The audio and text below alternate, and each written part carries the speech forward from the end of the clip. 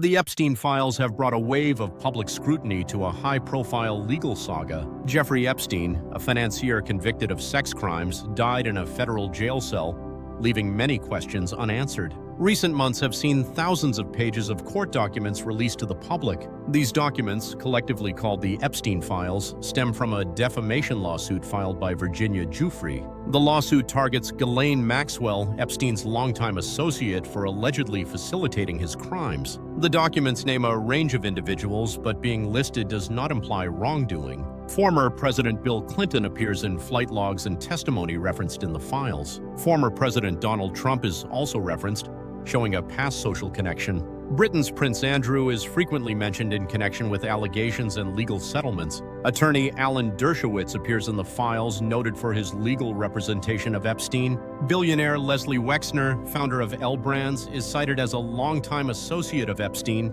Modeling scout Jean-Luc Brunel, now deceased, is listed among the named individuals. The released files consist mainly of depositions, legal motions, and exhibits. Most of the content is highly redacted, emphasizing the confidential nature of the proceedings. Legal experts stress that the documents are not findings of fact, but allegations presented in civil court. The files include testimonies that have not been cross-examined in a criminal trial. Several named individuals have publicly denied any involvement or knowledge of wrongdoing. Transparency advocates argue that public access to these records is essential for accountability. For victims, the documents represent a step toward recognition of their stories in the public domain. Media outlets worldwide have covered the release, publishing headlines about the Epstein files. The releases have sparked renewed debate over the reach of powerful networks and the limits of legal immunity. Critics caution that the presence of a name in a document does not equate to culpability. Legal scholars note that civil lawsuits often bring to light information unavailable in criminal courts. The Epstein files will likely continue to be examined as more pages become searchable online.